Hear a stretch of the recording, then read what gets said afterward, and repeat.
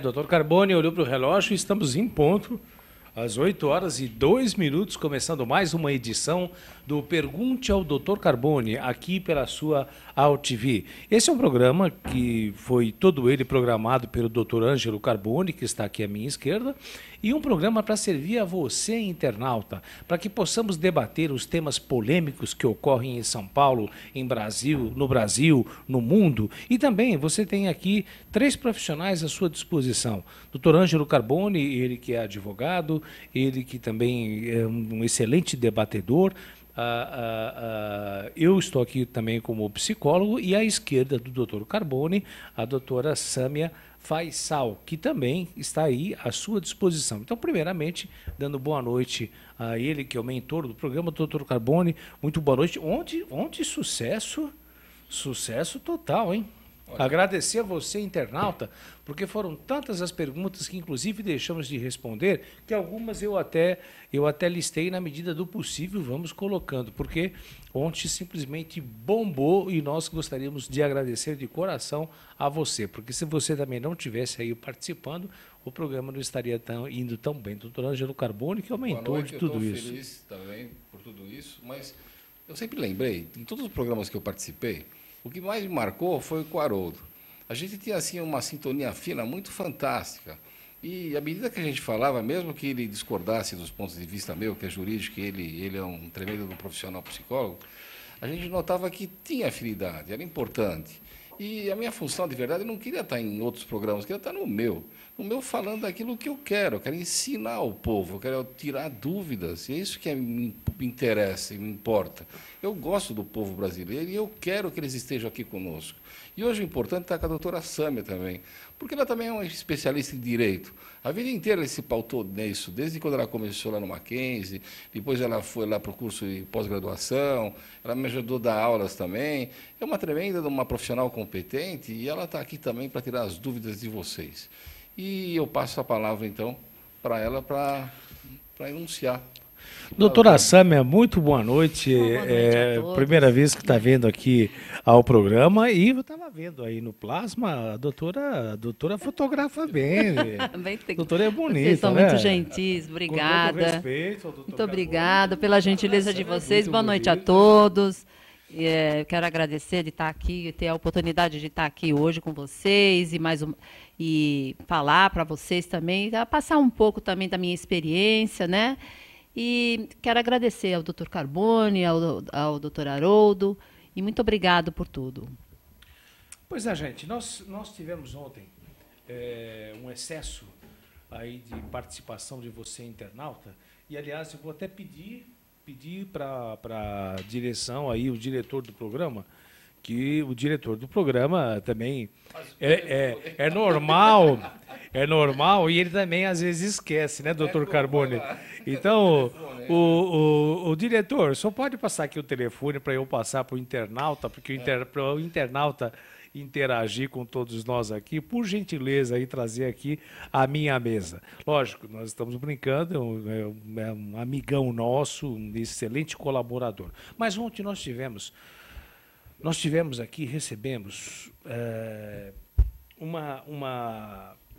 recebemos uma mensagem enviada ao doutor Ângelo Carbone.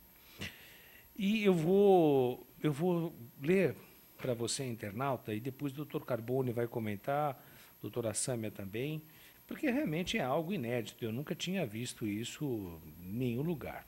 Venho, através deste, solicitar sua ajuda, doutor Carbone, para fazer chegar ao povo brasileiro minha descoberta, capaz de alfabetizar em apenas 8 aulas de 2 horas cada aula. Eu vou repetir, porque essa aqui está a chave da pergunta de como vamos debater esse assunto. Venho, através deste, solicitar sua ajuda, doutor Carbone, para fazer chegar ao povo minha descoberta, capaz de alfabetizar, prestem bem atenção no que eu estou dizendo, você, amigo internauta, alfabetizar em apenas 8 aulas de 2 horas cada aula. Há anos venho buscando acesso junto ao MEC, ao Ministério da Educação e Cultura, e Governo Federal. Protocolei pessoalmente em Brasília, no gabinete da presidente Dilma. Enviei via Sedex, via e-mail, entrei em contato telefônico, mandei por diversas pessoas que tinham acesso a eles desde o ano de 2009, espero do governo da presidente atual uma oportunidade de comprovar a eficácia deste método que desenvolvi. Pedi que me apresentassem 3 adolescentes analfabetos escolhidos por sua equipe ou então pelo Ministério da Educação e da Cultura. Documentassem que, de fato, são analfabetos e, depois das 8 aulas, os reavaliassem. Pertinente, muito pertinente o que ela está enviando aqui para nós. Nunca obtive resposta e agora coloco à sua disposição e convido-o a abraçar este projeto, ajudando no que possível for para que chegue ao conhecimento dos brasileiros e assim a implantação, pois com as devidas parcerias poderemos chegar o quanto antes na aplicação do mesmo em nosso país, adquirindo assim a tão sonhada transformação educacional, começando pela erradicação do analfabetismo. Além de estar ensinando pessoas do Brasil inteiro de forma individual e particular, iniciei um trabalho na Prefeitura de Capão Alto, Santa Catarina, onde, através do método, alfabetizei 21 crianças e adolescentes entre 8 e 15 anos, que estão em sala de aula, mas cheio de casos como esse em todas as escolas, é o que observamos. Crianças e adolescentes de diversas séries e idades que estão sendo passados ano a ano, sem nunca terem sido alfabetizados. Eu sei como fazer e quero do senhor Dr. Ângelo Carbone uma oportunidade de provar. À disposição para eventuais dúvidas, ela assina Rita de Cássia Alves Júlio, psicóloga. Dr. Ângelo Carbone. Olha, é gozado. Eu conheci essa moça aqui pelo Twitter, que é, o meu Twitter é @Drângelo Carbone, e o doutor Haroldo é Haroldo... Haroldo underline Lopes. Mas eu conheci e ele também conheceu. A gente estava num outro programa. E essa moça aqui, essa Rita de Cássia, é uma psicóloga. Ela é importante lá em Lages, Santa Catarina. E ela contava para mim dessa revolução que ela tem. Em 8 aulas, ela consegue pegar e alfabetizar uma pessoa. E eu pensei assim, poxa, o Brasil tem tanto analfabeto, aquelas classes de pessoas que não têm condição nenhuma para poder ter educação. A gente sabe que a educação aqui no Brasil é um lixo, é como a saúde. Poxa, quanta gente teria oportunidade nessas 8 aulas de se alfabetizar? E ela garante isso daqui. Eu me lembro no Rio de Janeiro, que ela me convidou, ela fez uma espécie, ela trouxe as pessoas lá, diversas pessoas completamente analfabetas, e acredito que das 8, 7 saíram lá sabendo ler e escrever. A gente sabe que não é uma perfeição, mas a pessoa começa. E a gente tem que pensar o seguinte, o povo brasileiro, embora não tenha cultura, não tenha acesso à escola, nem a criançada não vê merenda, nem nada, porque some todo o dinheiro, mas, na verdade, eles estão carentes, eles precisam aprender a ler, aprender a escrever. Ela reclama na carta dela que a Dilma não deu nem bola para ela, nem o governo federal. Então, o que a gente acha de verdade, e está trazendo aqui no programa, essas grandes empresas que querem investir na educação, que fica preocupado com o povo, porque, às vezes, eles também precisam de mão de obra nessas empresas, nas grandes indústrias, né, que faz ferro fundido, de carro. Eles precisam de gente que conhece, que tem leitura. Quem sabe eles entram em contato com a Rita de Cássia Alves Júlio, que é de Lages. O telefone dela é 49 3243 3577. Eu vou falar de novo. O código é 49 3243 3577. E tem também o 49 9976 8009.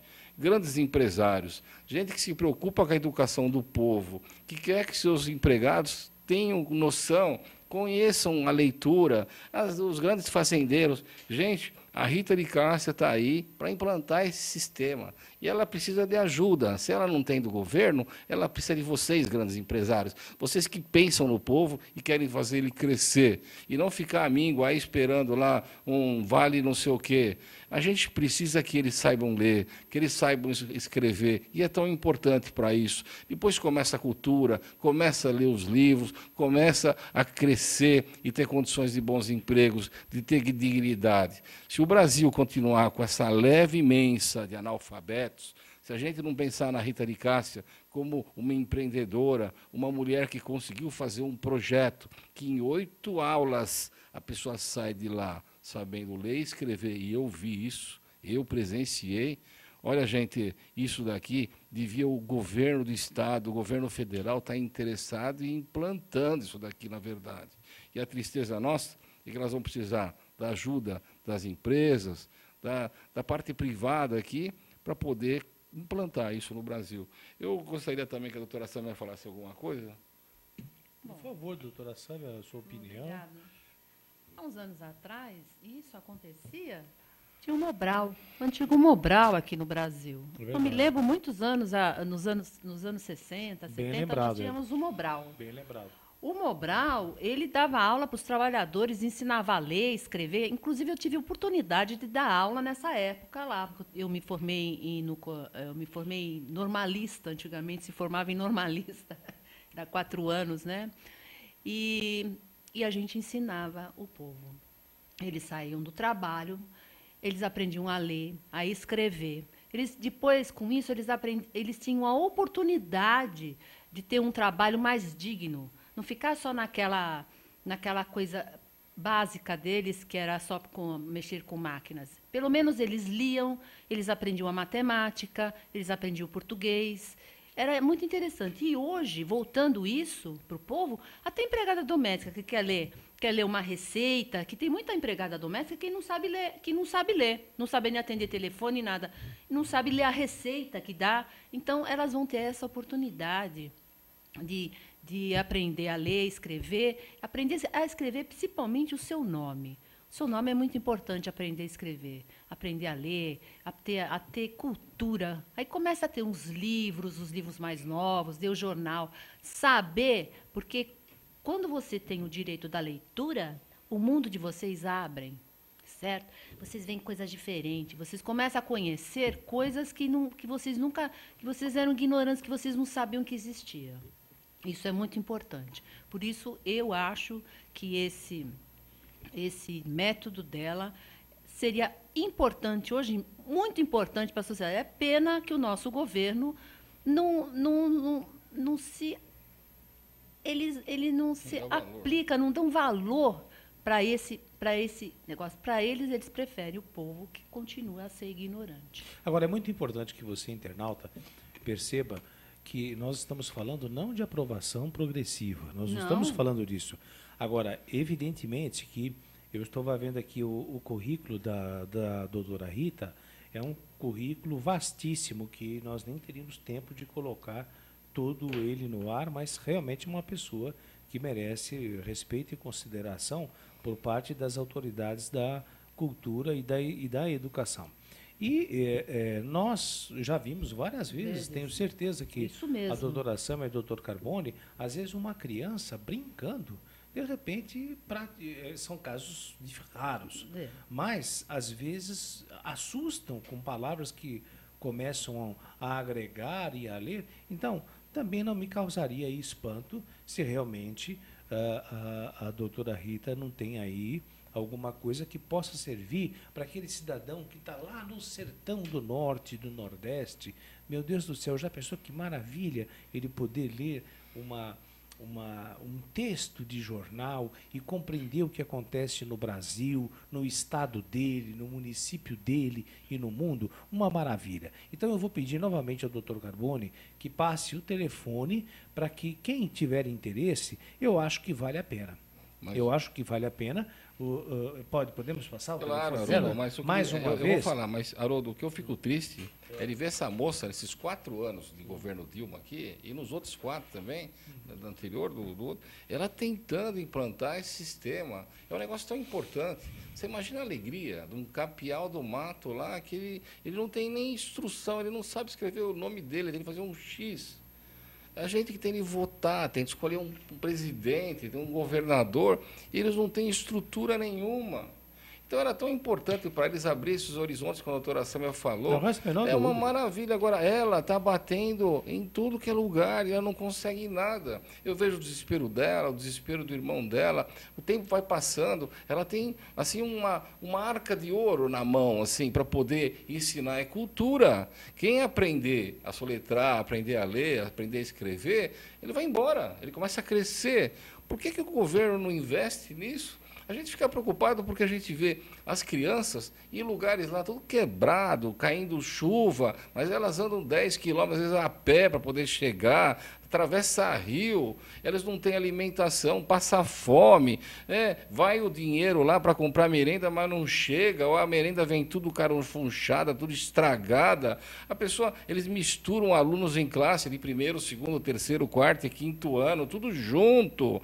As professoras não têm estrutura, às vezes não recebem nada, a prefeitura não repassa. É aquela vergonha que a gente vê no cotidiano. A doutora Rita de Cássia, ela está mostrando para a gente um método que em 8 sessões, 8 dias, 8 aulas, ela consegue alfabetizar. Por que o governo não tem interesse nisso? A gente não entende. Por que nós temos de fazer a parte privada, empresas tentarem ajudar? Agora, então, vamos lá. A Rita de Cássia é www.aprenderaler.com.br. Desculpe, www.aprenderaler.com.br. Depois os telefones, o código é 49 3243 3579. E o outro, não, que é o 77. 3577, isso, 3243-3577. O outro é 99768009. E eu já convidei a doutora, o doutor Haroldo também, para ela estar aqui presente, para ela contar para vocês, em viva voz, a alegria de ter um projeto tão maravilhoso como esse. Nós estamos esperando, assim, você aqui, Rita, vem aqui, senta com a gente e mostra, traz teu irmão, nós estamos esperando você. AltV com o programa Pergunte ao Dr. Carbone. Telefone 5052-6622. Anote aí, nós estamos falando ao vivo, 20 horas e 20 minutos. Estamos ao vivo e você pode ligar, interagir, fazer perguntas, discordar. Estamos aqui para falarmos de vida, para falarmos de problemas e tentarmos vertentes, tentarmos soluções. E, lógico, que a participação de você, internauta, é essencial. 5052-6622, você fala com qualquer um de nós aqui, ao vivo você faz. Já estamos aí com o telefone já tocando, mas antes eu gostaria de uma opinião rapidinha da doutora Sâmia e também do doutor Carbone, começando, logicamente, somos cavalheiros pela doutora Sâmia. O maníaco de Goiás está preso numa cela individual. E ele confessou que tem vontade de matar outros detentos. Como é que a doutora Sâmia vê esse cidadão? Eu vejo esse cidadão como um assassino implacável. É muito ruim. Ele é péssimo, doutor. Eu acho que ele deviam prendê-lo e jogar a chave fora. Eu acho, na minha opinião. Ele é um psicopata. Gostei do termo, prendê-lo e jogar a chave fora.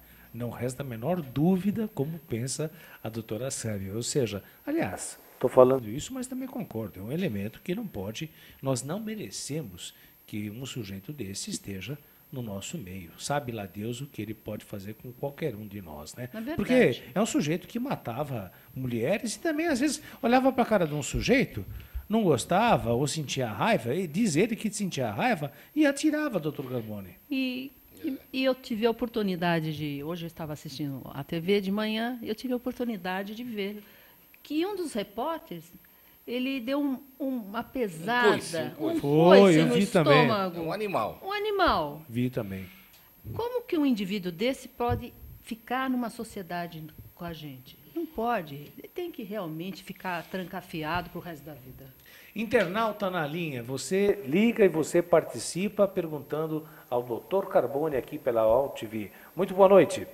Boa noite, doutor Haroldo. Boa noite, com quem eu falo? Aqui é Mariana do Tucuruvi. Mariana? Isso. Oi, Mariana. Voz bonita, Mariana. Obrigada. Você pode vir aqui também. Aqui. Dr. Carbone. Pode vir aqui também para a bancada aqui, viu? Você tem uma voz bonita. Obrigada. Pode fazer a sua pergunta, fique à vontade. Que assim, meu pai ele tem seguro-saúde há mais de 3 anos. E ele precisa colocar estentes. Só que o convênio afirma que a gente tem que pagar esses aparelhinhos. Só que é muito caro e a gente não tem como pagar. E o plano do meu pai é mais de R$1.000 por mês. O que eu devo fazer? Você está dizendo para mim aqui que teu pai paga um seguro-saúde há 13 anos, ela está com um problema no coração e eles têm que colocar stents. Stents é uma válvula que eles colocam dentro da artéria para a pessoa poder continuar vivo. Então é um negócio muito sério mesmo. Agora, eu já vi muitos seguros-saúde, como o do teu pai, negar o pagamento disso. Mas isso é absurdo, porque ele custa uma fortuna mesmo, e é impossível de pagar. E você não sabe ainda. Pode ser 1, 2, 3, 4, 5 stents. Aí vai chegar num preço lá que ninguém tem condição econômica de pagar. Você estava falando que ele paga mais de R$700 por mês. O seguro tem a obrigação de pagar. O que você tem de fazer? Ontem, o doutor Haroldo estava aqui comigo, junto com o doutor de Paula, e a gente analisou um caso semelhante. Primeira coisa que você tem de fazer é entrar com uma ação contra o seguro-saúde e o hospital que teu pai deve estar internado. Que você está querendo colocar stent porque ele está lá no hospital aguardando a colocação. E pede para o juiz uma liminar para poder obrigar o seguro-saúde a pagar esse valor e o hospital implantar esse stent no teu pai. E é um negócio fantástico. Eu vi um colega meu, advogado, que também o seguro não quis pagar, eu consegui a liminar sai em 5 horas. É só pedir, o juiz dá. É só você apresentar o contrato do seguro-saúde, provar que você está pagando em dia os 3 últimos pagamentos e informar para ele que eles não querem pagar o stent. Então ele já vai dar uma ordem tanto para o seguro-saúde como para o hospital. O importante de você fica na porta lá junto com o advogado, eles vão entregar o mandado para você. E você mesmo leva para o hospital e você mesmo leva para o seguro-saúde. Aí eles implantam na hora. Outra coisa que é importante, eu quero dizer para você, que eu conheço, tem de ser stent de vivo, tem de ser stent novo, porque dentro do stent tem uma espécie de medicação que vai continuar fazendo com que a veia ela continue aberta. Então, você tem de ver isso também. Então, isso aí vem numa caixa, ele é importado, custa mesmo uma fortuna, às vezes custa 11, 12 mil reais cada um, 13, e vai embora. E o seguro é obrigado a fazer. Se o pai não tiver condição econômica, que ele está lá hospitalizado e você está sem, é só ir procurar assistência judiciária. Aqui em São Paulo é Avenida Liberdade 32, qualquer faculdade de Direito e qualquer fórum. Se você for você também, eu dava um pulo na delegacia e abri um boletim de ocorrência. Aí você vai juntar o boletim de ocorrência junto com a negativa do seguro-saúde e vai conseguir. O que eu acho de importante é, se teu pai está desse jeito aqui, esse tipo de situação, se não colocar esse stent, ele pode ter risco de morte. Então, amanhã mesmo, você já vai no fórum, já fala com o promotor, já abre esse processo e ele é imediato. Não esquece de levar o contrato, o carnezinho que você está pagando, informar qual é o hospital e você vai conseguir isso na hora. Tá aí, você liga para cá, nós não podemos resolver tudo, mas com certeza a gente pode estar mostrando o caminho através das opiniões, aí dos conselhos e dos conhecimentos do Dr. Ângelo Carbone e também da doutora Sâmia Faisal. Eu queria, antes de atender o próximo internauta, e você pode ligar, estamos ao vivo, 50 52 6622. Eu queria ver a opinião de vocês. O Dr. Carbone falou maravilhosamente bem, procure autoridade, procure um juiz que vai determinar. E ontem mesmo, o Dr. Carbone se lembra, bem recordou, que eu já disse, mas às vezes acontece de um indivíduo estar ali com autorização judicial para o convênio atender, e mesmo assim eu tenho a impressão que a instituição justiça está um pouco desacreditada, que ainda há convênios, doutora Sâmia, que ainda, mesmo com um mandado judicial, fecham as portas.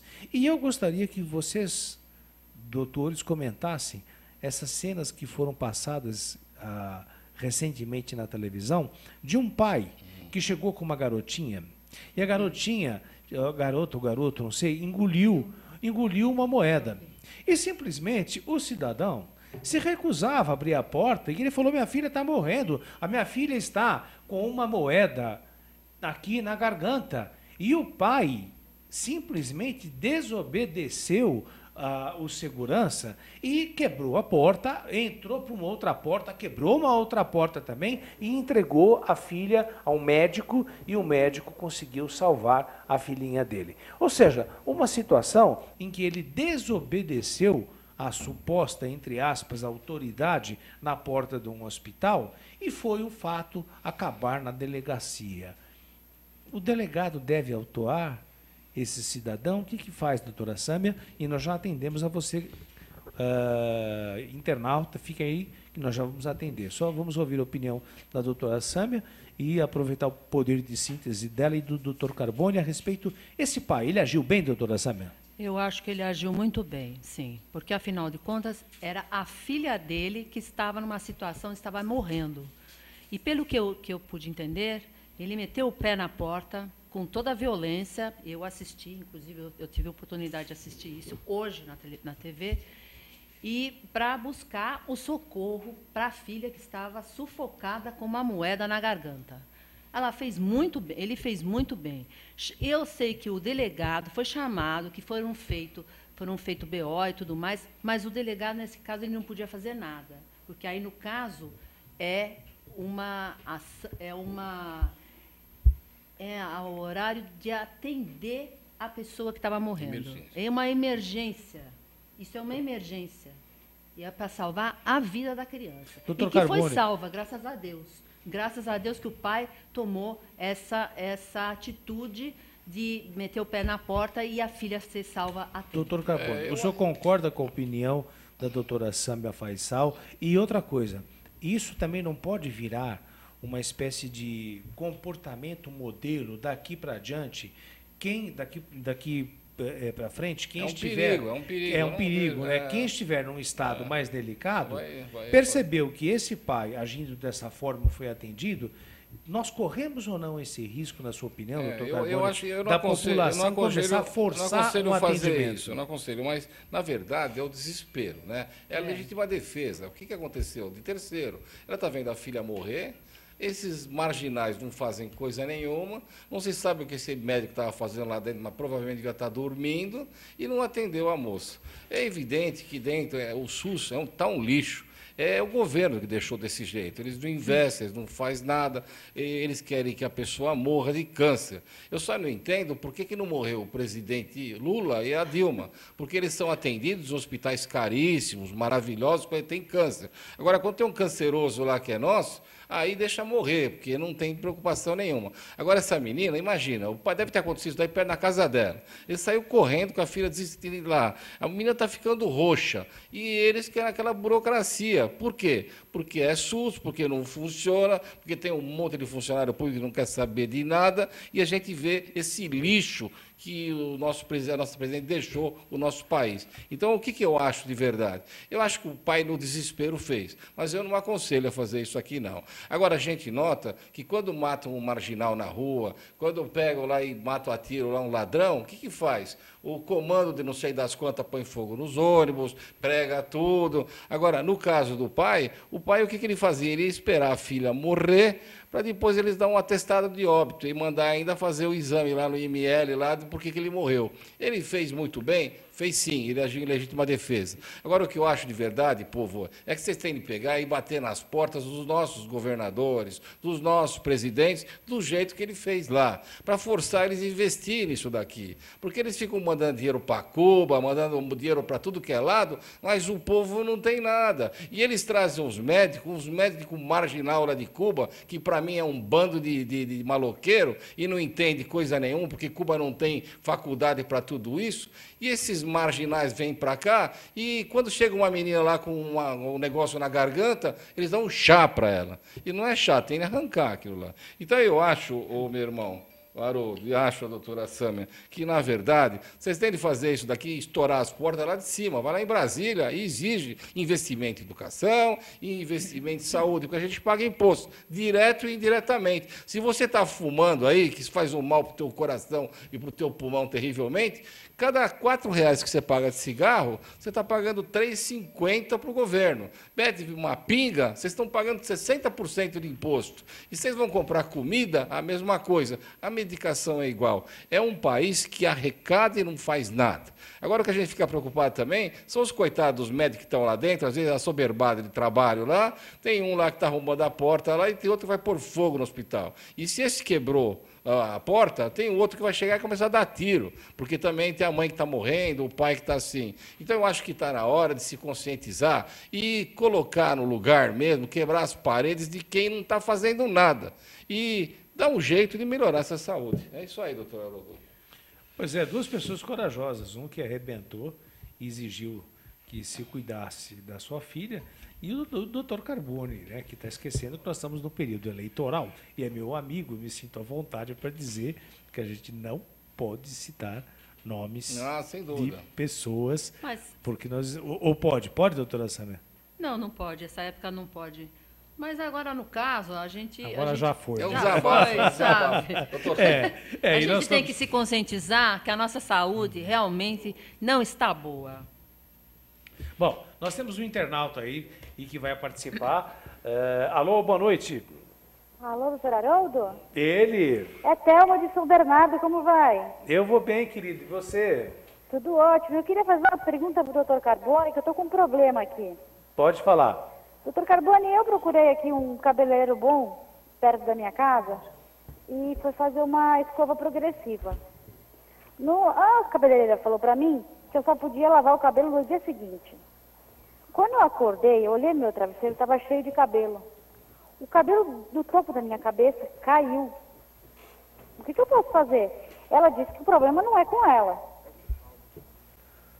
Doutor Carbone, eu sei que o senhor não é cabeleireiro, mas que o senhor... Mas eu vou contar uma coisa. O meu que filho, ela né, o pode diretor fazer? do programa aqui, Desculpa- é dono do salão de cabelo. você não sabe. Desculpa a brincadeira, nossa querida internauta. Mas lógico que é uma situação desagradável, Mas olha, Haroldo, porque ela também vive, trabalha, ela tem que contou, ter uma ela contou que aparência. foi fazer uma progressiva, num lugar bom. Deve custar uns R$1.200, R$1.500. É mais ou menos por aí, doutora? Você que está falando. Como é que é teu nome? Oi, é Thelma. Ô, Thelma, quanto você gastou? R$1.200. Como é que você pagou? Em cartão, em 3 vezes, em cheque? Explica para mim. Eu paguei à vista. Então, tá bom. Você tem um recibo? Não me deram recibo, não. Primeira coisa que você vai fazer, você vai na delegacia. Vê se vai na delegacia da mulher e mostra para a delegada como é que ficou teu cabelo. Você está falando que caiu, eu estou imaginando. E quantos anos você tem? 33. Você é nova. Então, o que você vai fazer? Vai na delegacia, faz um BO, tá certo? Já põe o nome do dono do salão e o nome do jagunço lá que arrumou teu cabelo. Com esse BO, você vai pegar... O que você faz, filha? Você estuda em quê? Eu não estudo no momento. Então você vai pegar esse BO e você vai lá chama o dono do salão, não sei, deve ser um desses caras importantes, né? É ou não é? Aí você vai chamar ele não vai atender, você chama a secretária dele e fala, estou com um BO aqui, eu já estou indo fazer o exame de corpo de delito e eu quero uma indenização. Ele vai olhar para você com aquela cara dele e fala assim, é o seguinte, eu gastei R$1.500 nisso daqui, o cara destruiu meu cabelo, usou ácido a mais, eu já tenho um caso igualzinho lá no escritório teu aqui, e eu vou querer uma indenização. Aí você já fala, eu quero um tratamento completo aqui, eu vou ficar não sei quanto tempo lá sem cabelo, só você perguntar você vai saber, ou fala com o médico, eu vou abrir uma indenizatória.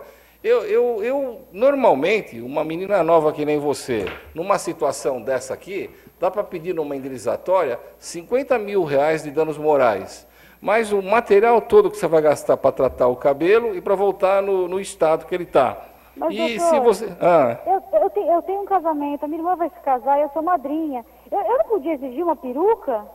Que peruca, doutora, isso é muito feio, né? Você vai arrumar um jeito de fazer aquele negócio que eles entrelaçam o cabelo. Você vai gastar aqui, tudo você vai pegar a nota fiscal e vai exigir. Mas o que eu acho é que a senhora devia pegar e ir lá e tomar o dinheiro dele. Normalmente, eu acho que ele vai pagar para a senhora pelo menos, já de cara, uns 50 mil reais, vai colocar não vai deixar mais esse sujeito que estragou teu cabelo lá, vai dar outro para você, e eles vão fazer uma espécie de tratamento. Isso é barato para eles. Dependendo da situação financeira da senhora, dependendo do seu advogado, uma indenizatória dessa pode chegar a 100, 120 mil reais. Então, o importante é você conhecer o advogado, conversar com ele. Se você não tem condições de pagar, você fala com ele, olha, doutor, pede para o juiz para mim poder pagar no final, porque essa ação está ganha. Você foi lá, você contratou um serviço, a obrigação deles era melhorar a aparência tua, é deixar teu cabelo lindo, e, na verdade, eles usaram um produto lá que não deu certo com você. Eles deviam ter se verificado se você tinha alergia, deviam ter verificado se não tinha algum ácido lá, tinha de fazer uma série de exames que é incompatível com um salão de beleza do nível que a senhora falou. Mas, olha, eu tenho certeza que um advogado bom que entre com esse processo, ele vai vencer. Procura a Ordem dos Advogados do Brasil, se a senhora não conhece, ou procura teu advogado mais próximo da sua casa. Se você não tiver condições de pagar, pede para pagar ao final. Requer para o juiz, explica a tua situação.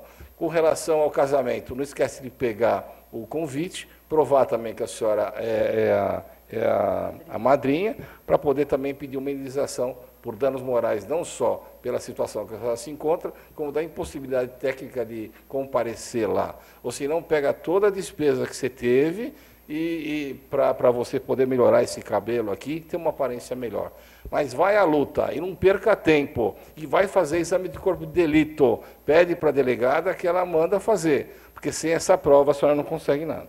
Thelma, obrigado, querida, pela sua participação. Um Obrigada, beijo. doutor Carbone, adoro o senhor, viu? Obrigado, mas está o Haroldo aqui e a doutora Sâmia também. Ah, doutora Sânia, um abraço, doutor Haroldo. Obrigado. Obrigado. Boa noite. Muito obrigado. Uma boa noite para você. Boa E você, noite. internauta, continue participando. 5052-6622, aqui pela AltV, com o programa Pergunte ao Dr. Carbone. E eu gostaria também, aproveitando o momento, de agradecer algumas manifestações. O Canavarro, muito bom esse programa, muito obrigado, Canavarro. Nós temos também o Godoy Riscado, concordo, muito bom a opinião de todos vocês, muito obrigado também, meu querido.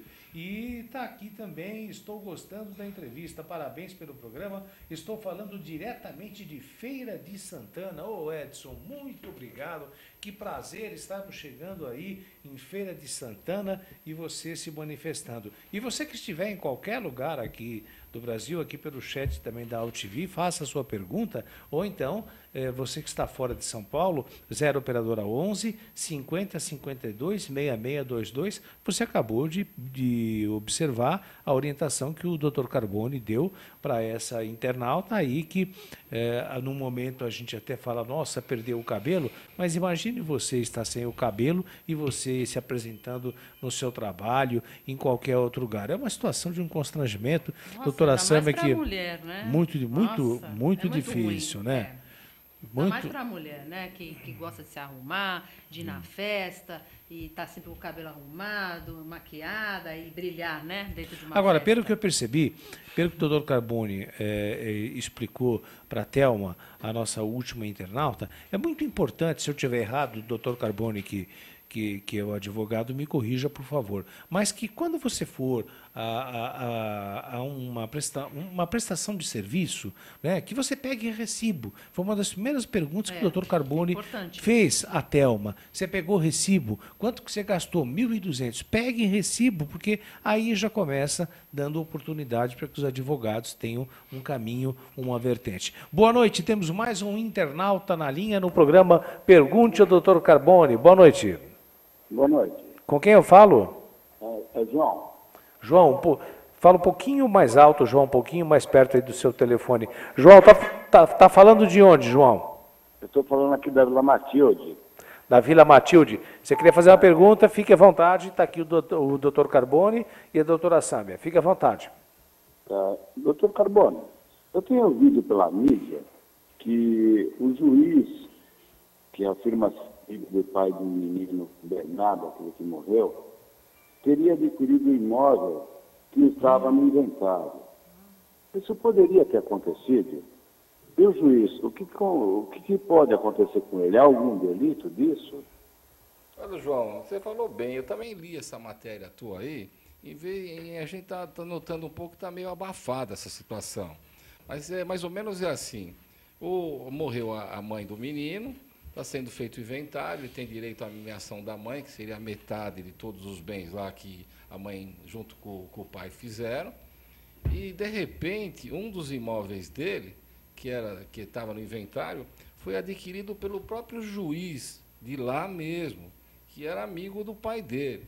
E eu me lembro, logo no começo do processo, quando estavam prendendo o pai do Bernardo, que todo mundo queria que esse juiz fosse embora de lá, porque dizia que ele era amigo do pai e que era um perigo. E depois descobriram essa tramóia aí. É evidente que o juiz do processo não pode comprar imóvel nenhum de inventário, ainda quando tem criança. Mas se ele comprou e se ele passou para o nome dele, tem a ajuda do Ministério Público lá, que ou fez vistas grossas ou concordou com o negócio. Então é muito estranho. Então vamos imaginar, o Bernardinho lá, ele começou indo reclamar para o juizado da infância e da juventude, dizendo que o pai e a madrasta o maltratavam. Contou toda a situação dele, contou que ele comia lá no lugar do cachorro, que não deixava ele entrar em casa, que ele ficava na rua a maior parte do tempo. Até o menino contou que ele queria ficar sendo adotado por uma família que ele gostava. Ninguém fez nada. É evidente que qualquer juiz que tenha um pouquinho de lógica, tenha um pouquinho de capacidade e que não seja parcial, nem amigo do pai dele, eles iam determinar um psicólogo e um assistente técnico. É gozado. O psicólogo é que nem o Haroldo, mas é o psicólogo do juiz. Ele não faz nada sem isso. E o Ministério Público exige que ele fiscalize. O que o Haroldo faria numa situação como essa? Com base nas falas do menino, ele ia chamar o menino lá, conversar com o menino e tem uma parte lúdica que o Haroldo vai poder explicar aqui como é que ele faz, e ele ia chegar assim em perguntas diretas e indiretas e jogos, sei lá, é Haroldo que manja aí que ele pode explicar. Ele ia chegar numa concepção da criança do que aconteceu na realidade. Ao mesmo tempo, ele ia pegar e fazer com que ouvir o pai, ouvir a madrasta, ia poder chamar a avó do menino e ele ia fazer uma análise para ver se efetivamente o menino estava falando com a verdade e ele estava correndo risco.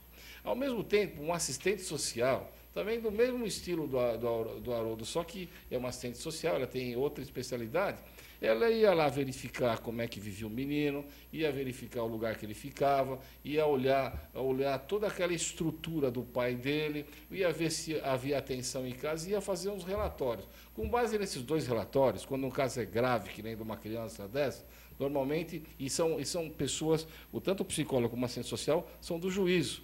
Então, eles fazem rápido, eles pedem urgência, ele vai lá e faz no instante isso daqui. Ele apresentaria essa documentação toda e eles teriam já condições pelos diálogos, pelas conversas, pelos vizinhos e tudo mais, de preservar essa criança.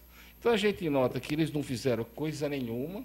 Esse juiz, a impressão que me dá é que ele comprou um imóvel no inventário que eu não podia comprar, tanto que ele vai responder um procedimento interno deles também, mas eu acho que, na verdade, devia ir para a cadeia. Já devia devolver esse imóvel aqui, devia responder rapidinho. Mas é magistrado, tem uma outra visão, eles querem abafar isso daqui.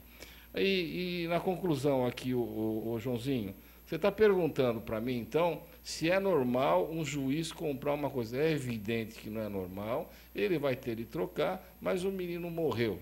O que eu acho aqui é que não tem de só verificar o juiz que ficou com o imóvel, não. É o juiz que deixou ele morrer, é o assistente social que não fez nada, é o promotor de justiça que autorizou essa venda, ou mesmo o promotor de justiça que não pegou esse menino para tomar conta e deu para alguém. Quer dizer, eu acho que, de verdade, é uma cidade inteira que uma grande parte de responsáveis, amigos do pai desse menino que está preso, e eu espero que ele fique preso até a morte, junto com aquela madrasta maldita, eles paguem pelo que ele fez. Agora eu vou mais além para vocês. Como o pai matou a mãe, e é evidente que ele vai responder por tudo isso daqui, a impressão que me dá é que vai mudar também o esquema do inventário, porque a criança tinha direito para receber. Esse pai matou a mãe. É estranho ele ter uma participação nisso. Então, tem muita coisa para se analisar. Mas eu acho que eu respondi a sua pergunta. É isso aí, doutor João? Muito obrigado, hein? Porque a gente fica ouvindo esses negócios na mídia e não conhece muito uma realidade dessa história toda. O juiz comprar um bem.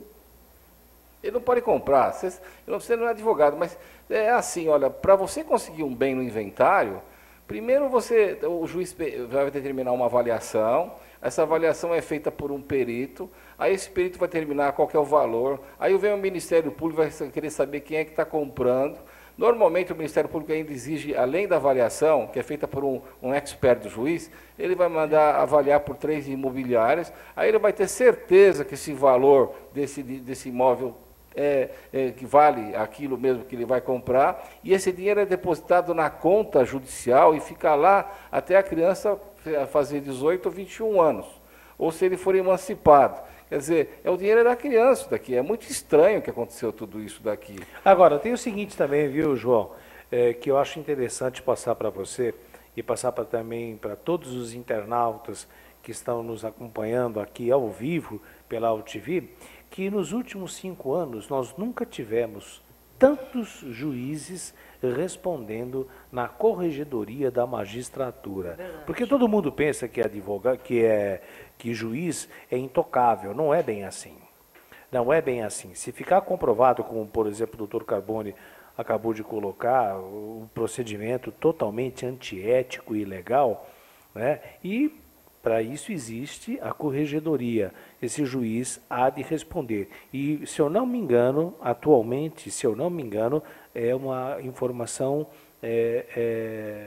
não oficial. Me parece que são 34 juízes que atualmente respondem na corregedoria. Ou seja, a corregedoria, espero, tomar providências, porque, pelo amor de Deus, além de custas judiciais, além de uma morosidade da justiça, que causa a justiça injusta, esta morosidade, e poderíamos ter, sim, muito mais juízes para aliviar a pilha de processos que fica na mão de cada um. Enfim, está toda aí uma situação que nós podemos resolver de forma apartidária. Você, internauta, lembre-se da sua responsabilidade domingo, quando você acionar ali as teclinhas, né? Aliás, por falar nisso, o doutor Carbone, eu também queria ver rapidinho, nós não temos ainda nenhum internauta, mas quando tiver, a gente dá autonomia e prioridade para vocês. Mas eu vi na mídia, doutora Sâmia e doutor Carbone, que nos países de primeiro mundo, eles não aceitam a urna eletrônica. Porque, segundo alguns especialistas, inclusive o diretor é um deles aqui, que está aqui do meu lado, conhece bastante de informática e pode dizer também, existe a possibilidade, como está se ventilando na mídia, ou seja, que me parece que inclusive na Alemanha, parece que é inconstitucional. O voto tem que ser assinado como um documento e você ali faz a sua opção. Porque parece, segundo os grandes conhecedores, e está aqui, não está aqui no seu vídeo, mas está aqui à nossa direita o diretor do programa, que conhece muito bem. É isso mesmo? Há essa possibilidade de você, assim como um hacker altera uma série de coisas, entra na conta das pessoas. Bom, então como é que fica, doutor Carbone? Até que ponto? Né? Pior que o diretor falou. Doutora Sâmia, eu acho isso uma fraude. Roubaram Sempre uma achei. das urnas Roubaram. e depois apareceu a urna. Eu ouvi falar. Em Goiás. Agora, eu acho o seguinte, é tudo muito estranho. Olha, nosso país aqui, acho que 80% é analfabeto puro e voto de cabresto. A gente fica preocupado porque tem muita reclamação de urna que a pessoa ia lá votar e dava um número já do outro partido. É estranho, não entrava o número de um dos candidatos. Então, e outra coisa, é evidente que qualquer hacker tem condição de entrar nisso daqui e mudar. O medo da gente, de verdade, é que seja tudo assim, uma malandragem. E a gente fica preocupado com isso, porque, na verdade, o que a gente quer? A gente quer pagar imposto e quer ver isso retornar para o povo, não quer que manda para Cuba. E fora o custo, né? É o custo. Porque cada uma dessas urnas eletrônicas É uma fortuna. deve ter um custo fabuloso para todos nós, para você, internauta, e de repente nós recebemos essa informação de pessoas especializadas, em informática, de que pode sim ocorrer. A gente É não lamentável. conhece Famosos isso, hackers, né? É lamentável. Agora, que com certeza que nos Estados Unidos isso não acontece. Lá você assina, põe seu nome e você faz a sua opção de voto. E isso... Não quer, diretor? Bom, mas pelo menos tem lá, lógico, a corrupção está no mundo inteiro, mas eu acho que a partir do momento, né, doutora Sâmia, que você coloca o seu nome e você ali faz... Assina, e põe você o nosso xizinho coloca o lá, seu que candidato... nem antigamente a gente fazia. É muito mais Com a seguro, né? célula, né? É muito mais seguro. E se a urna fosse tão segura, a urna eletrônica, meu Deus do céu, já estaria em todos os países do primeiro Quantas vezes mundo. essa Né? urna eletrônica pifou? Quantas vezes no começo ela não funcionava e teve que voltar ao status quo dela? AltV com o programa Pergunte ao Dr. Carbone. Estamos chegando ao finalzinho do Mas programa, tem um mas você ganchinho pode ligar ainda, 5052 6622. 5052 6622. Dr. Carbone quer concluir. Eu fui presidente de mesa por 12 anos. E eu dei muita voz de prisão lá, porque tinha gente que ia votar por outro. Mas eu verificava, constatava, verificava que não era a mesma pessoa, às vezes era irmão, às vezes o sujeito estava sendo procurado, e ele dava prisão lá, na lata. Agora, hoje em dia, é tão estranho, é tudo por número, você não tem contato nenhum, você nem sabe de verdade se você está votando naquele que você marcou. É muito preocupante isso, principalmente levando em consideração toda a corrupção que a gente campeia, toda essa malandragem que existe no cotidiano. Você liga e você tem prioridade. Você, internauta, aqui na AltV, no programa Pergunte ao Dr. Carbone. Boa noite, eu converso com quem? Boa noite, doutor Haroldo. Conversa com o Leandro, aqui da Penha. Leandro, muito boa noite, Leandro. Está aqui à sua disposição, doutora Sâmia e doutor Carbone. Então, a minha pergunta é o seguinte, eu estou muito preocupado. Acontece o seguinte, em 2010, eu tive meus documentos e meu carro foram furtados. Fiz o BO, inclusive coloquei num jornal de circulação. E o que está acontecendo? Eu fiquei sabendo agora que eu estou sendo procurado por uma condenação de estelionato. E é uma condenação de 2 a 3 meses de regime semiaberto. Eu tô achando não, eu tenho certeza que usaram meus documentos. Eu estou com medo de me apresentar em qualquer lugar e ficar preso. O que eu tenho que fazer? Estou muito preocupado. Leandro, você está num rabo de foguete ferrado, hein? Deixa eu falar para você, Leandro. O que você está dizendo aí para gente é que roubaram o teu carro e teus documentos, furtaram, né? Furtado é que você não estava dentro do carro. Roubado é quando os caras vêm e te ganham com uma arma. Isso, E que isso é em 2010. E que você fez, chegou a fazer BO na época? Fiz o BO. E além do BO, você falou que colocou num jornal. Que jornal que você pôs, filho? Do metrô na época. Você informando que foi roubado, foi Isso. furtado. Ah, legal. Com esses 2 documentos, você vai chamar um advogado e vai levar lá no fórum para falar com esse juiz. É daqui de São Paulo ou é de fora? Não, de São Paulo. Eles usaram o teu documento, isso é normal. Se você se apresentar em qualquer delegacia, você vai ficar preso. Se você for preso hoje, você vai ficar sábado, domingo, segunda, terça, quarta, segunda-feira, acho que é ponto facultativo, você não vai sair mais. Então não vai se apresentar coisa nenhuma. Eu, se fosse você, nem saia de casa. Arruma um advogado rápido, se você não tiver, pede para tua esposa, para tua filha, para teu filho, e falar com esse juiz. Leva essa documentação que você tem na mão, que já é um forte indício que não é você. O que o juiz vai fazer? Se é de São Paulo, deve ser lá na Barra Funda. Se é na Barra Funda, ele vai verificar quem que assinou o processo. Deve ser assinatura falsa. Então você vai mandar a tua identidade, vai mandar a tua carteira de habilitação e ele vai checar, o próprio juiz. Desculpa, doutor. Ele está condenado, ele falou. Não, mas esse período pré-eleição, ele pode ser preso? Pode ser preso, porque sim. diz que não, porque ele está condenado, período... é diferente. Tá. Só em flagrante de delito. Se ele aparecer numa delegacia, vocês vão te ganhar e você vai ficar preso. E vão jogar você no meio dos leão lá, pelo amor de Deus, filhão. Não sai de casa. Estou falando para você. Se tiver um sítiozinho, vai para lá, fica quietinho. E outra coisa, ó, não me vai trocar documento, não vai que você... Olha, um dia desse, eu fiquei até impressionado, coitado. A mulher era do escritório lá, acho que era doméstica lá. Ela foi tirar uma identidade e ela estava pedida. Deram uma cana nela, tadinha, que tristeza. E eles não querem saber. Lá está teu nome. Então, o indício importante é, vai lá e fala com o juiz ou com o promotor. Agora, eu não aconselho você, porque quando você entrar lá, já vão te dar a cana. E você vai ficar pelo menos um mês preso. Pelo amor de Deus. Não tem condição de pagar. Não vai na Avenida Liberdade, não. Vai falar com o juiz. Pede para tua esposa mandar lá. Agora, tem juiz que ele vê a documentação e pergunta teu endereço. Enquanto a tua mulher está falando lá, eles vão mandar pegar você preso. Então, pelo amor de Deus, some, desaparece. Olha, é um conselho. Você é uma vítima e você não vai querer ficar um mês e meio em cana. Outra coisa, advogado. Vai procurar um que você conhece. Não vai pegar um de porta de cadeia que vai tomar o dinheiro de você, vai ficar com outro carro que você não tem e você não fez nada, filho.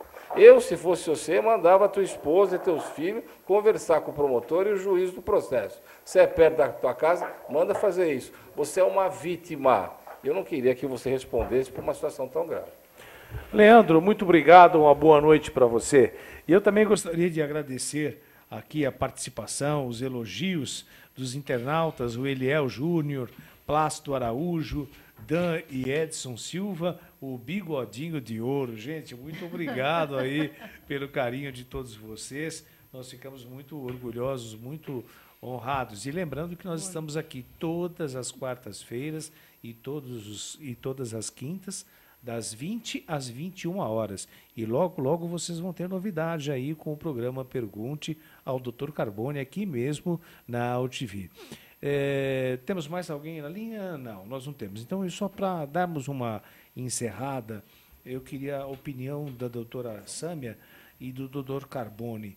Dr. Carbone, nós estamos passando por uma situação que me parece que depois das eleições a coisa vai pegar muito mais forte do que vocês possam imaginar. A falta d'água. A falta d'água. É um problema só da natureza, na opinião dos doutores, ou também poderíamos colocar como um problema de gestão, a exemplo do que ocorre na Amazônia, em que uma vasta área, parece que só em 2013, calcula-se que quase que o equivalente à cidade de São Paulo. A cidade de São Paulo teria sido devastada na Amazônia. E os senhores sabem que essa água também flui aqui para o Sudeste todinho. Né? E também nunca se pensou em se fazer cisternas nos prédios, nos grandes prédios públicos, doutora Sâmia, em que pudéssemos, toda vez que tivéssemos uma chuva, pegar essa água da chuva e colocarmos, direcionarmos para as represas, para os grandes rios. É só um problema da natureza ou a senhora também vê como um problema de gestão o que está acontecendo aqui na região sudeste e também afetando, aliás, o Brasil inteiro praticamente? Olha, eu não acho só que seja problema da natureza, não. Além da natureza que eles devastaram toda a floresta amazônica, que estão devastando ainda, né? Que a gente vê. O problema aqui é sério, porque, olha, veja bem, como que pode o nível da água baixar de um dia para outro, assim, está muito baixo. Por exemplo, onde tem a parte do Tietê, que é o Alto Tietê, que eles estão falando, isso mais ou menos, ele está com 3,5%, certo? Sendo um rio que sempre ele fluiu, deu água, vem desde da Barra Bonita, que vem de lá o Tietê, né? Que vem desde a Barra Bonita e tal. Eles nunca limparam e nunca fizeram nada para esse rio ajudar a gente aqui em São Paulo. A nossa área tem uma área que só vem da Cantareira. Essa área que vem da Cantareira, ela vem de Minas. Ela vem uma parte de Minas Gerais, que fica lá em cima. Então o que acontece? Não tendo água lá, não flui a água aqui. Eles deviam ter estudado também outros sistemas para abastecer São Paulo. Não só São Paulo, né? Como outras cidades também vão ser afetadas. Já está Minas Gerais, já está São Paulo, já está... E outras cidades, assim, arredores. Eu acho que isso não vem de agora. Vem de muitos anos atrás. Porque há uns anos atrás, tinha bairros que já faltava água durante semanas. E há muitas casas, eu inclusive vou citar no Tatuapé, que foram feitos poços artesianos embaixo. Porque faltava água, assim, uma semana. Uma semana ficava sem água. Já na época. O que existe de prédios aí que estão... O pessoal está apavorado. Agora, sabe que eu gostaria de pegar um outro lado, porque eu gosto de fazer essas perguntas pertinentes ao Dr. Carbone, porque o Dr. Carbone... É por isso que está aqui o programa Pergunte ao Dr. Carbone. A água, antigamente, antigamente aqui não era chamada a cidade, como é que fala? Terra da Garoa. Terra da Garoa? É. Cadê nossas árvores? Bom, vamos lá, vai. Mas a minha pergunta é o seguinte, Dr. Carbone. Ah.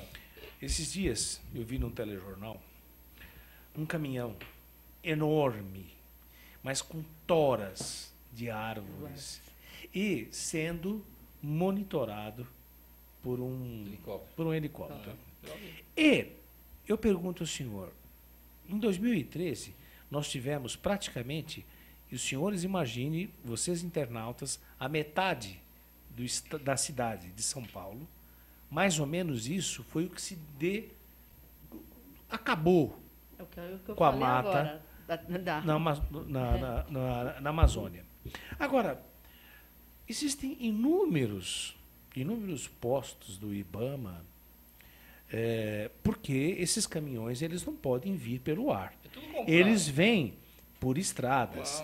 E o que acontece, doutor Carbone? Porque ninguém vê, ninguém sabe de nada. E o que nós sabemos é o seguinte, que a madeira vem a preço de banana, entendeu? Nós estamos colocando o país em risco, inclusive a Organização das Nações Unidas também preocupadíssima com a nossa floresta, porque parece que nós não sabemos tomar conta. O senhor pode explicar, doutor Carbone, nós estamos numa situação o que acontece que esses caminhões passam e passam pelos postos de vigilância e ninguém vê? Vamos ver primeiro o governo do Estado de São Paulo. O Rio Tietê, só para vocês terem uma ideia, há 50 anos atrás, meus pais contavam que os japoneses mandaram dinheiro para cá para limpar o rio. Mas ninguém fez nada desde aquela época. E tem dinheiro investido até hoje para limpar esse rio. Se o governo do Estado tivesse aplicado o dinheiro que a gente paga e feito alguma coisa nessa parte, porque eles não faz nada, né? A gente fala do outro partido lá, mas vê, o governo do Estado aqui não é do outro partido, é daqui. Mas, na verdade, o que ele fez? Coisa nenhuma. Então, o que está acontecendo em São Paulo? Se o Rio Tietê fosse potável, tinha peixe, todo mundo não precisava ir para Santos, ficava assim, na beira do rio. Só navegação, e a gente ia usar essa água para nós. Tem tanta água lá. Olha, eu fui lá no início do Rio Tietê, onde Barra Bonita. É a coisa mais linda do mundo. Salesópolis. Se vocês for lá, você acha magnífico. Agora, quando você vai andando no Rio Tietê, ele dá nojo. Por quê? É a mesma situação da madeira. Está cheio de empresa que é muito mais barato jogar o ácido, o lixo, aquelas coisas terríveis que tem no rio, porque ele não gasta nada. Eles deviam reciclar esse material, todos esses ácidos que eles têm, eles deviam mandar para outros lugares, mas custa caro. E eles são amigos dos homens. A mesma coisa desses marginais de lá que devastam nossas florestas na Amazônia. E só lembrando também que o senhor fez uma colocação interessante, né? Essas pessoas, essas empresas colocam produtos químicos, jogam, principalmente nós que estamos aqui em São Paulo, no Rio Pinheiros, no Rio Tietê, Osasco, Guarulhos, mas tudo isso me parece que é uma obra que para que chegue até o Rio Pinheiros e o Rio Tietê, não é possível que uma prefeitura, que ninguém veja. Né? Agora, claro que podemos concluir que há uma conivência. Mas olha, Haroldo, é assim, se você pegar na tua casa, você mora em apartamento, mas você morasse em casa, e estourasse digamos, o meio do chão lá da tua sala, e que teu esgoto, por algum motivo, ficasse entupido e você não queria tirar a tua sala, quebrar a sala inteira. Você vai fazer um esqueminha de jogar lá num riachinho lá do lado. Antigamente era assim. Então, aqui era rotina esse tipo de situação. Mas o que a prefeitura ia lá, descobria que você fez uma ligação clandestina do teu esgoto e aplicava uma multa. É evidente que uma empresa potente, rica, maravilhosa, que paga imposto entre aspas, né? Porque eu tenho certeza que isso é desviado, ela pega e é muito mais fácil jogar no rio. Mas é esse rio que vai dar água para a gente. Se o Rio Tietê, com o dinheiro dos japoneses de 1900 e banana, 1950, 60, pegasse e tivessem feito de verdade, era diferente. Mas eles preferiram fazer o quê? Eles têm lá umas maquininhas vagabundas que dizem que faz limpeza no rio, faz coisa nenhuma, e é tudo de governador, de prefeito.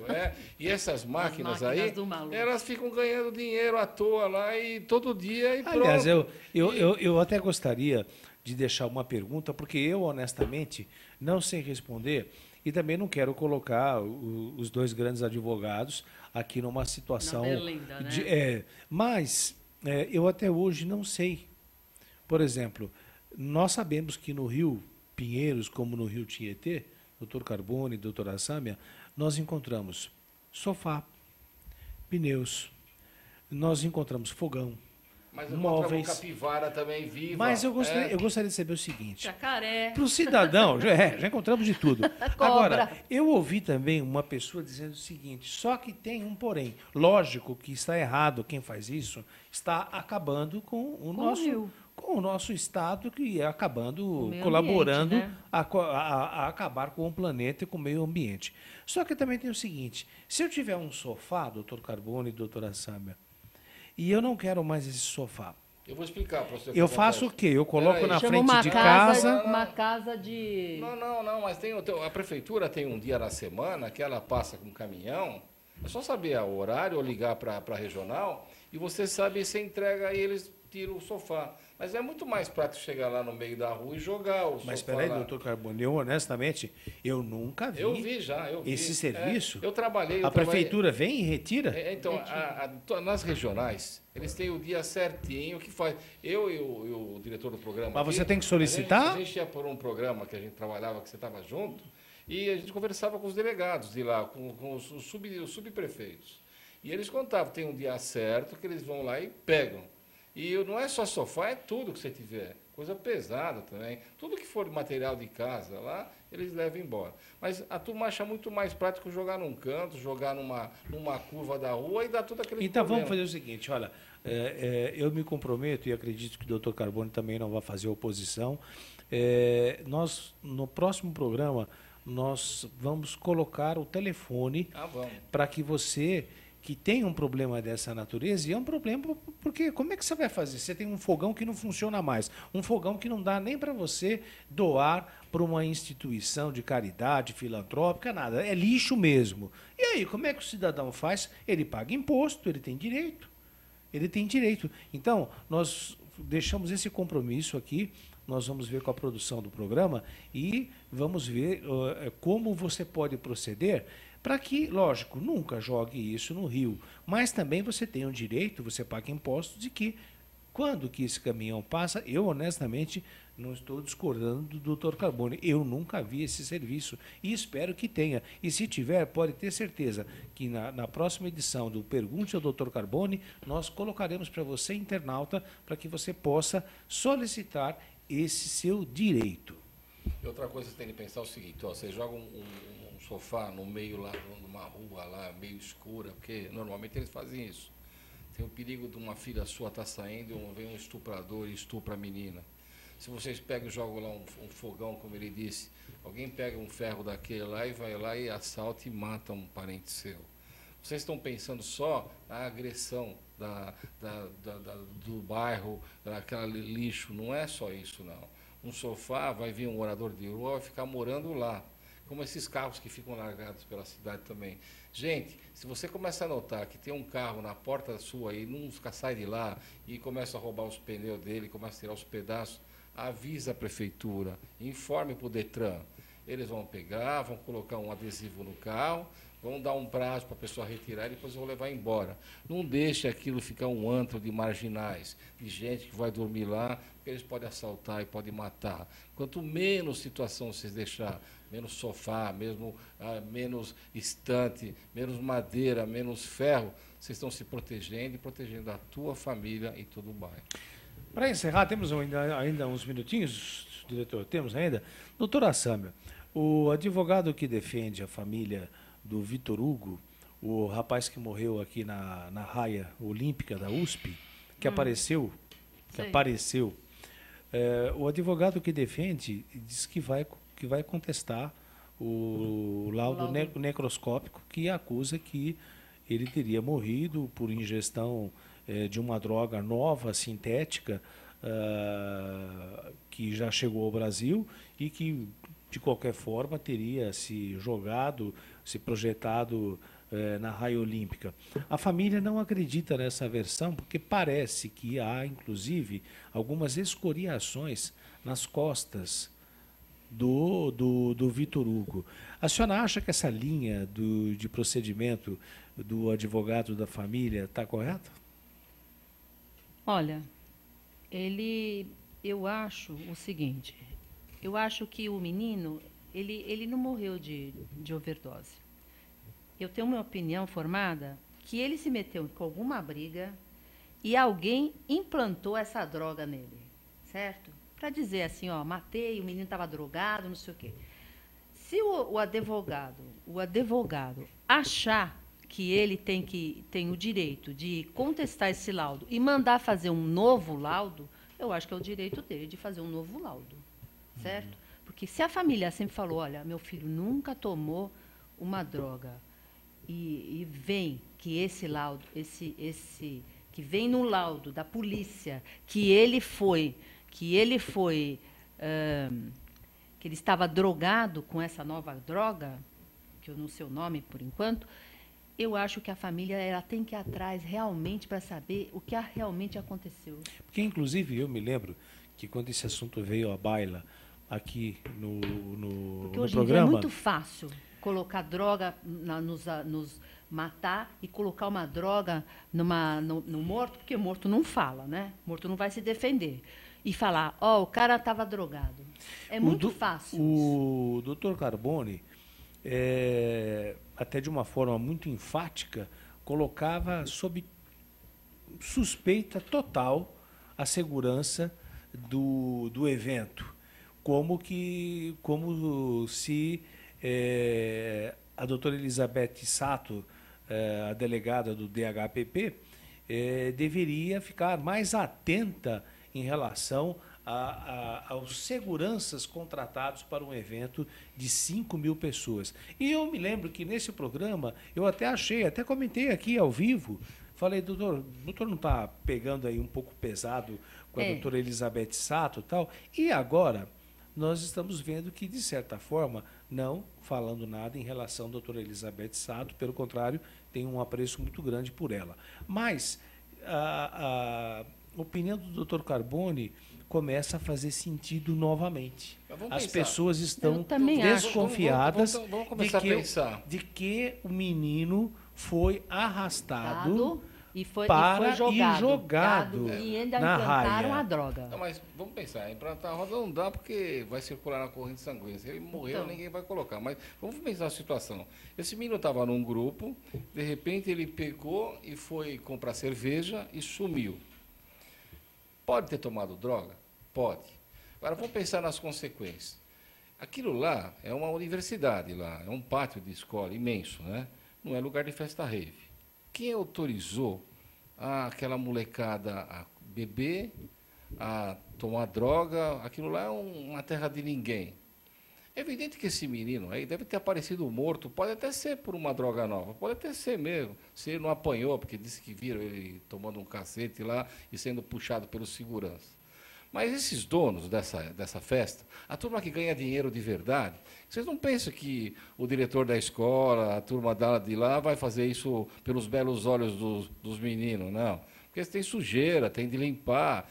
É que eles querem essas festas para poder ter facilidade de droga, ter facilidade de bebida, os menores de idade ter acesso a tudo isso. Então, é um esquema isso daí. Se a polícia tivesse lá e desse uma cana nos traficantes, pegasse esses meninos drogados e levasse lá para a polícia, para o juiz da infância e da juventude, coibisse esse tipo de coisa, nem seria permitido esse tipo de festa. E você não pensa, Haroldo, não é só lá, não. Tem Bragança Paulista, tudo que é a cidade do interior, tem muita cidade que tem acerto nisso daqui. Eu acho que nós chegamos... Pois não. O que eu acho? esse menino pode ter sido drogado ele mesmo. Ele passou mal, ele pode até ter morrido lá por isso. Mas o que fizeram?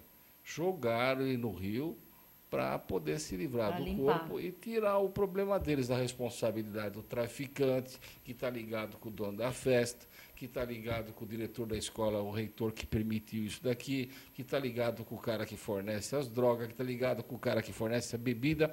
É tudo uma quadrilha.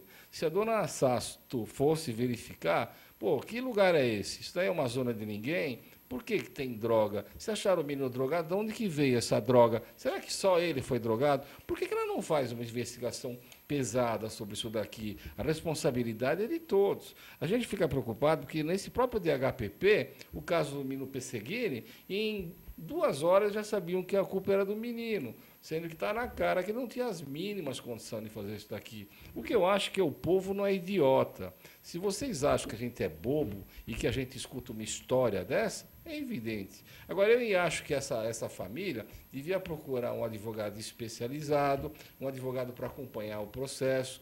O importante daqui não é ficar aparecendo na televisão e mostrando os dentinhos, não, sem saber falar direito. O importante é pegar uma equipe e provar essa situação.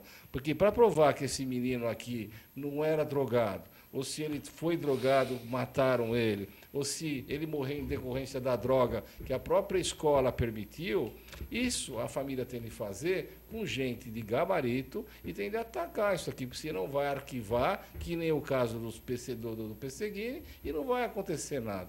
Eu acho que a família de verdade precisava colocar gente de fibra e gente que entenda isso daqui. O doutor de Paula estava aqui ontem falando isso daqui. E eu acho que o importante é como o Haroldo falou. Eu consegui levantar aquele cheiro de indício de ilegalidade. Aí eu acho que a doutora Sato foi muito rápida e ela podia ter investigado um pouquinho mais. Ela podia até contar, olha, o menino estava drogado, morrendo em decorrência disso, alguém lá, ou alguém da quadrilha que fez essa festa jogou ele no rio, e a gente está dando uma cana nos traficantes, naqueles que permitiram droga lá dentro, aqueles que permitiram a bebida. Se não tem, prende os diretores da escola, que fizeram uma festa rave no lugar que não devia ter. E outra coisa, tem de mudar essa situação, porque não é só lá. Eles assaltam os que estão andando de bicicleta, assaltam que estão andando a pé. Aquilo lá de verdade não dá mais, vai ter de andar com segurança. Um dia desse, uma menina contratou uma segurança particular para poder ir para a escola nesse mesmo lugar. É muito sério isso que está acontecendo, Haroldo. Bom, eu gostaria também de dizer a vocês que nós estamos chegando aqui já no finalzinho do programa, mas eu também acho muito importante que vocês entendam que eu sou pai e sei que muitos que estão nos acompanhando agora também são. E nós viemos, eu que já passei dos 50 anos, e já faz um bom tempo que eu passei dos 50 anos, nós viemos numa época de muita repressão, não tanto assim quanto você fez com a mão, Carbone, mas já passei. Mas viemos numa época... Não precisa contar a sua idade, né? Mas viemos, viemos numa época de muita repressão. E hoje eu tenho a impressão que nós temos tanto medo de repetirmos isso com os nossos filhos, que nós acabamos abrindo demais e a gente fala, olha, você vai, mas filho, peraí, onde que é? Não, parece que os pais se esqueceram. Não é porque seu filho atingiu 18 anos, você sim, como pai, como mãe, você pode e deve, está aí, que o doutor Carbone falou, a doutora Sâmia também, 5.000 pessoas nesse evento, droga, bebida e, lamentavelmente, um jovem morto. Então, nós temos, sim, como pais, de preocuparmos com os nossos filhos, mesmo que eles achem que já são adultos, que eles tenham 20 anos, pode-se sim perguntar, eu digo como psicólogo, onde você vai, com quem você vai, eu vou buscar você, sabe, quero saber, né? Vou esperar.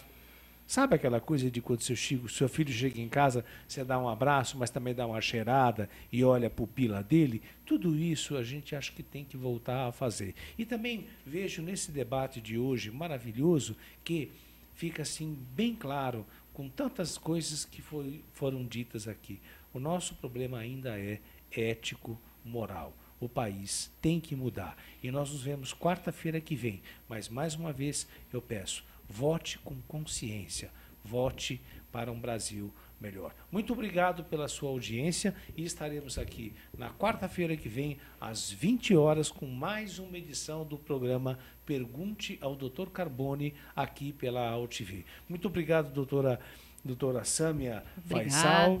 Muito boa noite para a senhora. Muito boa noite a pela sua todos. colaboração. Obrigado pela oportunidade de estar aqui. Quero agradecer a todos, doutor Haroldo, a presidente doutor Haroldo, doutor Carbone, ao nosso diretor.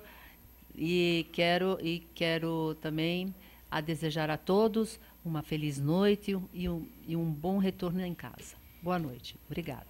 Doutor Carbone, mais uma vez, ele que é o mentor desse programa, ele que teve toda essa ideia, as suas considerações. Domingo a gente tem um dever cívico. Por favor, vão votar e escolham seus candidatos. Nós vamos ter de aguentar quem só tem colocar dois lá em cima, pelo menos por mais 4 anos. Então, pensa assim, a gente tem segurança, a gente tem saúde, a gente tem educação. Depois que vocês pensarem tudo isso, lembra daquele rapaz que chegou lá e foi arrombar a porta do hospital porque a filha estava morrendo lá e ninguém atendia. Lembra também daquelas pessoas que estão na fila do SUS esperando lá para um procedimento lá de câncer e que às vezes eles não conseguem nem marcar a primeira consulta. Não é que nem os nossos governadores lá, que têm hospitais maravilhosos. Eles não conseguem marcar a primeira consulta. E normalmente, quando marca, a mulher vai contar para ele lá enterrado, lá no cemitério. Você já viram essa chargezinha? Olha, João, marcaram a data da tua consulta, mas ele está enterrado já. Então o povo está cansado de sofrer, está cansado de ser maltratado. A gente não quer aqui médicos importados, a gente não quer aqui uma situação terrível, uma situação caótica. O povo brasileiro trabalha, mesmo aqueles que não têm graduação, aqueles que não estudaram, eles têm lá a chacrinha deles, eles plantam repolho, plantam alface, eles pagam imposto direto ou indireto. O que a gente quer de verdade aqui é um presidente, uma presidenta que se preocupe com o governo, se preocupe com o Estado, se preocupe com as nossas crianças. Se deixarem um bando de analfabetos aqui, o que vai acontecer? Sem educação e sem saúde, essa criançada ou vai morrer tudo, ou vai chegar a ser ignorante, como são esses que ficam esperando lá para receber benefícios e não trabalham e não faz nada, e troca lá o leite da criança por uma pinga. Vamos votar a sério, vamos pensar naquilo tudo. Não vamos esperar grandes coisas, não. Mas vamos esperar, pelo menos, que nossos filhos possam crescer e nossos netos tenham condição de estudar e serem dignos. Em um momento, eles poderem, inclusive, serem presidentes da República, mas que saibam ler, escrever, saibam falar outros idiomas, que entendam a política internacional e, principalmente, sejam honestos. Eu espero isso tudo. Aguardo você na quarta-feira, às 20 horas, aqui na AltV, com mais um programa Pergunte ao Dr. Carbone. Muito obrigado pela sua atenção e pela sua audiência, e eu conto com você. Até lá, tenham todos uma boa noite.